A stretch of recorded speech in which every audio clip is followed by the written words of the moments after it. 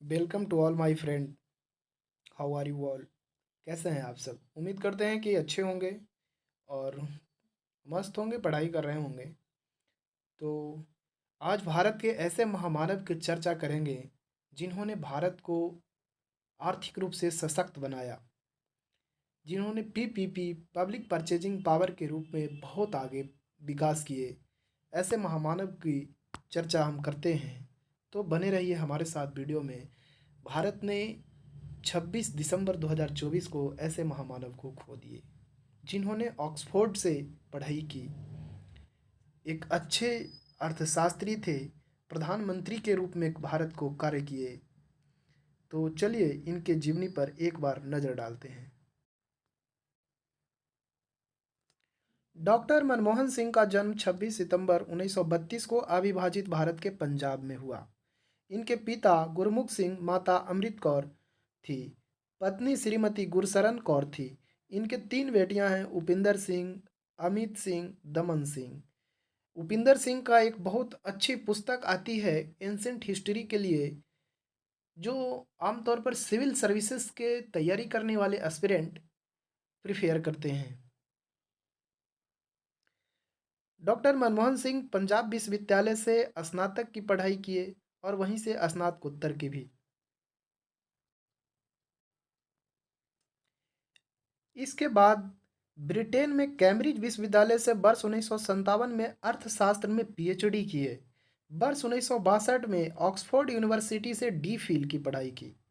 वर्ष 1971 में भारत सरकार में वाणिज्य मंत्रालय में आर्थिक सलाहकार बने। 1972 में वित्त मंत्री के मुख्य आर्थिक सलाहकार बने। उस समय उनकी पदोन्नति हुई। वर्ष 1982 से 85 तक वे आरबीआई के गवर्नर रहे। 1985 से 87 तक योजना आयोग के उपाध्यक्ष रहे। 1987 से 90 तक जिनेवा में दक्षिण आयोग के महासचिव नियुक्त हुए। जून 1991 से 96 तक पीवी नरसिम्हा राव के प्रधानमंत्री काल में वित्त मंत्री के रूप में कार्य किया। ये इस समय का जो दौर था इनके लिए बहुत चैलेंजिंग दौर था, क्योंकि जब वित्त मंत्री के रूप में पीवी नरसिम्हा राव ने डॉक्टर मनमोहन सिंह को चुने थे, तब मात्र 15 दिन का भारत के पास खाना और पुलिस फोर्स को पैसा देने के लिए बच गया था।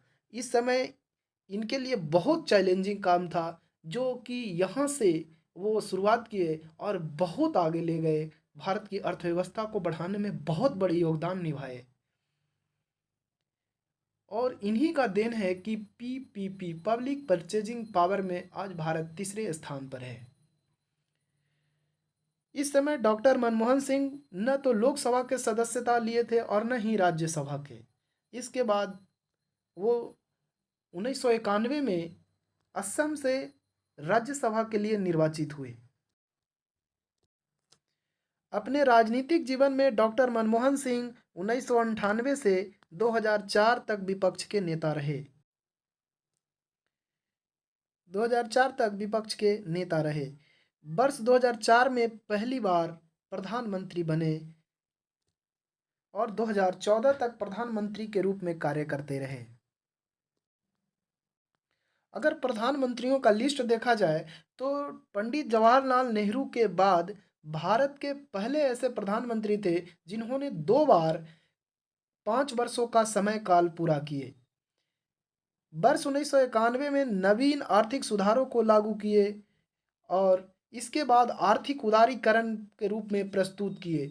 उस समय लिबरलाइजेशन, प्राइवेटाइजेशन और ग्लोबलाइजेशन 1991 में लाया हुआ इन्हीं का है, जो भारतीय बाजार को विश्व बाजार से जोड़ दिया गया और एक्सपोर्ट को बढ़ाया गया।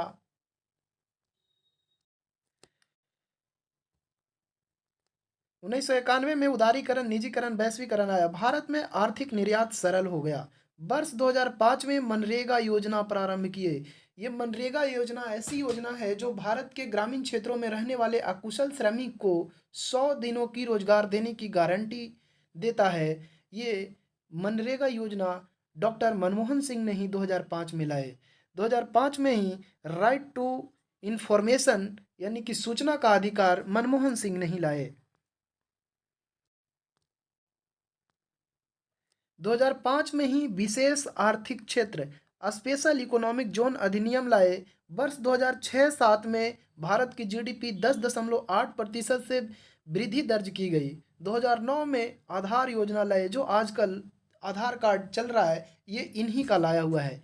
2010 में शिक्षा का अधिकार राइट टू एजुकेशन लाए, जिससे एक मौलिक अधिकार में जोड़ दिया गया।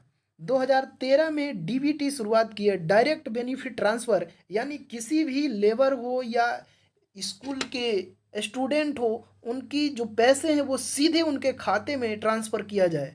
और पाकिस्तान से संधि प्रक्रिया जारी रखी। चीन के साथ सीमा विवाद को खत्म करने की कोशिश की है। नाथुला दर्रा को खोला गया व्यापार के लिए।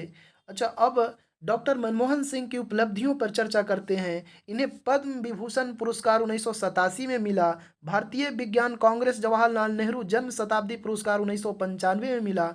वित्त मंत्री के लिए एशियन मनी पुरस्कार, यूरो मनी पुरस्कार, कैम्ब्रिज विश्वविद्यालय में एडम स्मिथ पुरस्कार इन्हें मिला। इन्हें विशेष प्रदर्शन के लिए राइट पुरस्कार 1955 में मिला। तो धन्यवाद दोस्तों, ये वीडियो कैसी लगी आप हमें कमेंट बॉक्स में ज़रूर बताइएगा।